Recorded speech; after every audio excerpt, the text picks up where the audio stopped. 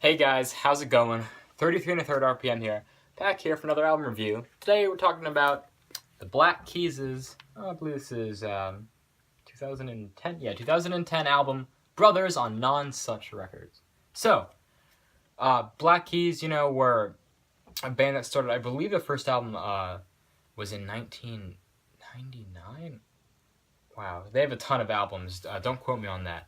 But they're known for their albums Rubber Factory, Thick Freakness, and then one of their newer albums, El Camino. And the first albums that they have were really bluesy and had this really garage rock sound, which they actually recorded in garage and on old 12-track recording machines. So that was a really cool sound. Unfortunately, I don't have any of those on vinyl yet. I'm hoping to get some of those soon one day. This is the first record I have by then.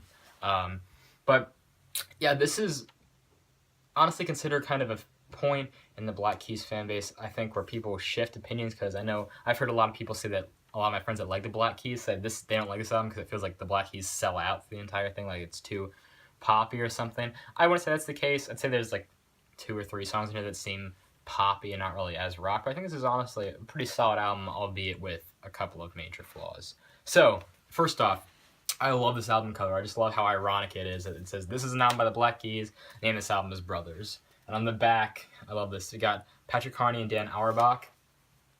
Dan plays the guitar and he sings, and Patrick plays the drums. They're a 2-piece outfit, which I think is awesome, even though sometimes they could benefit from a little bass in their sound.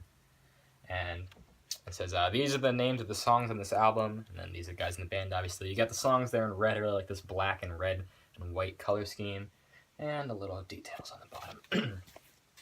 So, let me just quickly get into what is in this record before I talk about the tracks. So, I'm honestly not too big a fan of this. It is a double LP, but it's not a gatefold. I like having gatefolds personally because I just love the extra artwork and maybe some cool liner notes that you might get. But yeah, 2 sleeves here. Both the records are both of the same label, everything. So I'll show you side A on the first one. There you go. Their first 4 tracks just got a plain silver label. They do have not a real heft to them, definitely not 180 grams, but they're not flimsy either. They have a nice weight to the record, and they sound good too. So yeah, so this is what you're gonna get. There is a huge poster that comes in it, which is really cool, which is actually right above the frame, right here. Maybe I'll take the camera off and show it after I'm done talking about this, just so you can get a huge glimpse of it. But it's a huge poster, and I don't even remember what it said. This is the Black Keys poster, and it's the picture of Patrick and Dan playing the music. So let me just say that this album, I think, is really good until the second half, because the first time I listened to it, it really caught me with the first couple of songs, and it just kept cranking out good jams that I was like, I like this album like a lot. And once I got to maybe song 11, I was like, yeah, they're good songs, but it feels like the same good song being played over and over again, which is a complaint I know from in garage rock and punk and stuff. That's just the same 3 chords and the same basic melody. But I feel like the Black Keys really have a lot of good instrumentation going that switches the feeling up for this album, whether it be the pounding drums that start off the album with Everlasting Light, a great song, and the falsetto vocals on here, to the boom boom boom boom boom boom boom, like the Hey song on Howlin' For You, the guitars on Tighten Up, the instrumental break of Black Mud, and just kind of the somberness of songs like Too Afraid to Love You and The Only One, sorry. But yeah, these are all I mentioned, those are all really good songs.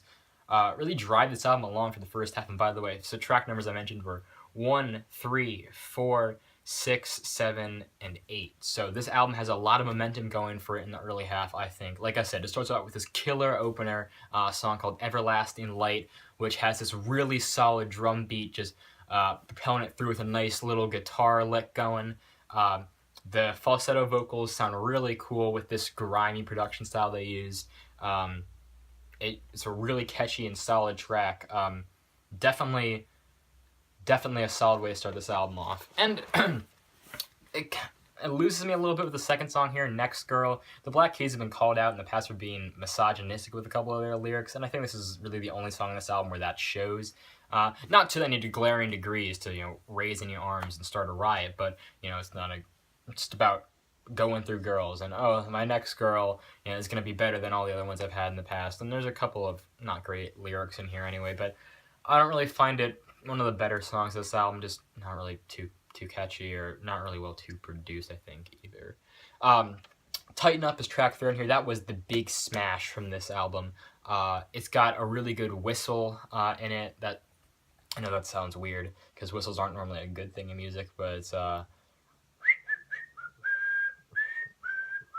something like that. I'm sorry if I messed that up. I haven't listened to this album in a little while, but that is it's got a really good song. Like I said, it's got it's a really solid hook, honestly, and I love the way that Dan Auerbach sort of croons.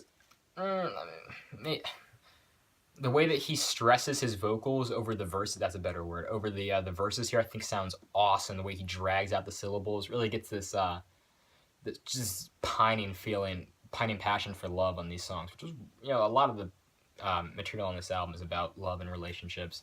Howlin' For You is a pretty good song too. It's got another propelling beat. Black Mud is track 6 in this thing. I love this. This is only about 1:40, but it's this really slow song. It starts with this little bit of piano on here, and this really awesome, good, slow plodding guitar riff that just drives this song along. And it's an instrumental break. There are no words. I think that's awesome. I love how it goes into The Only One, which has a really good, once again, really good chorus. The Black Keys have some great choruses in their discography, but also on this album, with the falsetto vocals coming back for the chorus to this song. And yeah, I just think it's really solid. But like I said, the biggest glaring flaw for me is that, yeah, these songs are good, but after a while they all start to sound like the same thing. And that gets apparent to me after track 10. This is a 15-track album, and if you do buy, I believe there's a deluxe edition I saw somewhere that goes up to 17 tracks. I haven't listened to those bonus 2 tracks, if there's such a thing. I think I remember one, but don't quote me on that. Yeah, so the songs The Go-Getter, I'm Not the One, Unknown Brother, Never Gonna Give You Up in These Days, those are the last 5 songs on there. Those are forgettable. They're still good songs, don't get me wrong, just I don't think they stand up to the quality of stuff that's being, or the diversity of stuff that's being pushed out in the front half of this album.